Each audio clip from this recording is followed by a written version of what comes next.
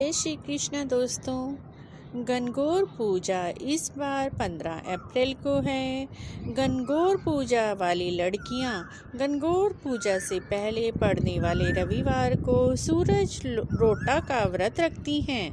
एक पाटा पर जल भरा हुआ लोटा से रोली पे सतिया बनाती हैं। एक कलश जिससे रसोई बनाई जाती है बगल में रखती हैं। कच्चे सूत का 8 तार का 8 गांठ का डोरा और 8 गेहूं के दाने हाथ में लेकर सूरज रोटा की कहानी सुनती हैं। कलश के जल से बिना नमक की रसोई बनाई जाती है और एक छेद की और एक बिना छेद की रोटी बनती है। छेद वाली रोटी में से सूरज भगवान को देखते हैं।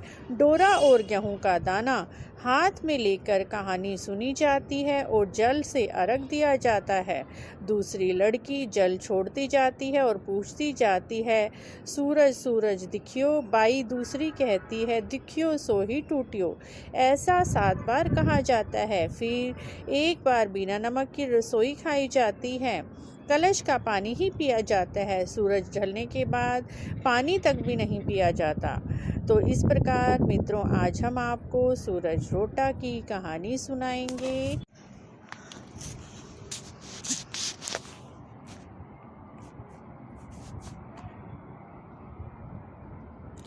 एक बार सूरज जी के व्रत वाले दिन माँ ने बेटी से कहा, मैं पानी लेने जा रही हूँ, तू 2 रोट बनाकर रख देना। एक छोटा और एक बड़ा रोट बनाना जो हम दोनों खाएंगे, क्योंकि रोट को झूठा नहीं छोड़ते। रोट के आटे में नमक मत डालना। माँ पानी भरने के लिए चली गई। बेटी रोट बनाने में लग गई। तभी सूरज भगवान एक साधु का वेश धारण करके वहाँ आए। भिक्षा मांगने के लिए लड़की ने कहा, मेरी माँ का रोट तो बन गया है, पर मेरा रोट बनेगा, मैं आपको उसमें से दूंगी। बाबा ने कहा, जो रोट बन चुका है उसी में से मुझे दे दो, नहीं तो मैं जा रहा हूँ। लड़की ने माँ के रोट में से एक टुकड़ा तोड़कर दे दिया। जब माँ वापस आई तो वह बहुत नाराज हुई और बोली, हे लड़की, मेरी रोटी का टुकड़ा दे दे, मेरी रोटी मुझे साबुत दे। वह लड़की को मारने लगी, लड़की को डांटने लगी। लड़की डर कर जंगल में भाग गई और एक पेड़ पर चढ़ गई और बैठ गई। सूरज भगवान ने सोचा, बेचारी लड़की को मेरे कारण से घर से निकलना पड़ा है, इसीलिए इसकी रक्षा मुझे ही करनी पड़ेगी। सूरज भगवान रोज उसके लिए एक चूरमे का लड्डू और एक लोटा पानी भेज देते थे। लड़की मजे में खा पी रही थी और बैठी रहती। एक दिन एक राजा का शिकार करते हुए उधर से निकले। थकान मिटाने के लिए उसी पेड़ के नीचे आराम करने रुक गए। राजा ने अपने सेवक से कहा, प्यास से जान निकली जा रही है, चुल्लू भर पानी मिल जाता तो प्राण बच जाते। पेड़ पर बैठी लड़की ने यह सुन लिया और उसने चुल्लू भर पानी नीचे डाल दिया। राजा ने पानी पी लिया। राजा ने कहा, अरे सेवक, आधी जान तो बच गई, एक चुल्लू पानी और मिल जाता तो आधी जान भी बच जाती। लड़की ने फिर एक चुल्लू पानी डाल दिया। राजा ने पी लिया। राजा को आश्चर्य हुआ। उसने सेवक से कहा, ऊपर अवश्य कोई है, तुम ऊपर चढ़ और देख कौन है। सेवक ऊपर चढ़ा तो उसे लड़की मिली। लड़की ने सेवक से कहा, भैया, तुम ये स्वादिष्ट लड्डू खा लो, पानी पी लो, राजा को मेरे बारे में मत बताना, कह देना ऊपर कोई नहीं है, पता नहीं राजा मेरे साथ कैसा व्यवहार करेगा। सेवक भूख प्यास से परेशान तो था ही। उसने लड्डू खाया और पानी पिया। नीचे आकर राजा से कहा, ऊपर कोई नहीं है। राजा ने सेवक से कहा, तू ऊपर गया तो थका हुआ था और नीचे आया तो तरोताज़ा दिख रहा है, जैसे कि कुछ खा पी कर आया है। मनुष्य कुछ छिपाता नहीं है, मुझे संशय हो रहा है, मैं खुद ऊपर जाकर देखता हूँ। राजा पेड़ पर चढ़ा। वहाँ सुंदर सी ब्राह्मण कन्या को पाया। राजा ने कहा, डरो नहीं, तुम बहुत सुंदर हो, मेरे साथ चलो, मैं तुम्हारे से विवाह करूँगा। लड़की राजा के साथ चली। राजा ने उसके साथ विवाह कर लिया। साल भर में उसने एक सुंदर बच्चे को जन्म दिया। उसकी अन्य रानियाँ, उसकी देवरानी, जेठानी आदि उसके और उसके पुत्र की सुंदरता से जलने लगी। सूरज जी का व्रत आया। लड़की रानी ने व्रत के लिए रोट बनाया। दूसरी रानियों ने राजा से कहा, तुम्हारी नई रानी को रोट बनाना नहीं आता, उसका बना हुआ रोट खाओगे तो आपका पेट दुखेगा, रानी खाएगी तो कुंवर का पेट दुखेगा। नई रानी ने यह बात सुनी तो अपने रोट को थाली के नीचे छिपा दिया। सूरज भगवान से सहायता के लिए प्रार्थना करने लगी। राजा ने जब पूछा थाली के नीचे क्या है, तो उसने कहा मेरी गरीब पीहर से कुछ उपहार आया है। राजा ने थाली उठाई तो देखा उसके नीचे सोने का एक चक्र था। राजा ने कहा, वाह, गरीब पीहर वालों का ऐसा उपहार। नई रानी चुप रही।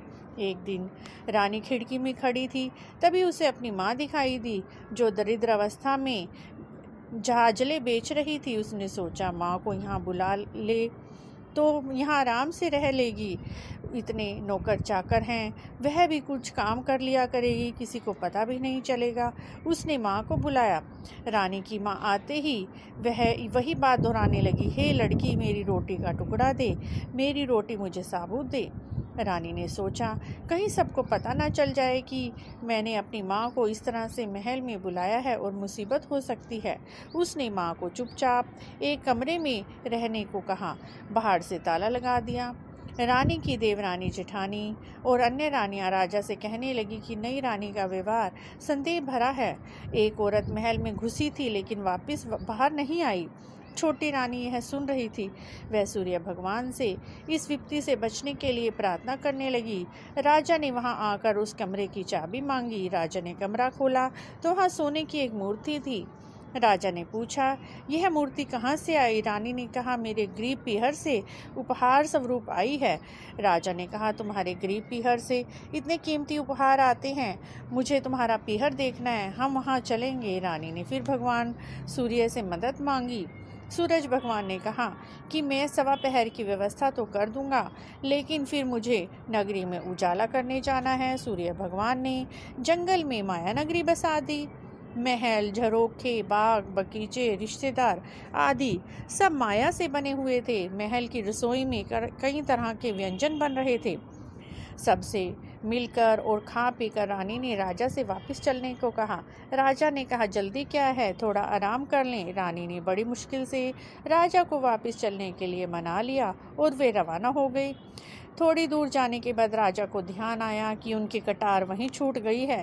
राजा ने सेवक को कटार लेने भेजा। सेवक वहां गया तो देखता है जंगल के सिवा वहां कुछ भी नहीं है। राजा की कटार झाड़ियों में पड़ी मिली। कटार लेकर सेवक आया और उसने यह सब बात राजा को बताई। राजा को पहले ही शक था। उसने तलवार निकाली और गुस्से में आकर रानी से बोला कि सच बता, यह सब क्या था? रानी ने सब कुछ सच सच कह डाला।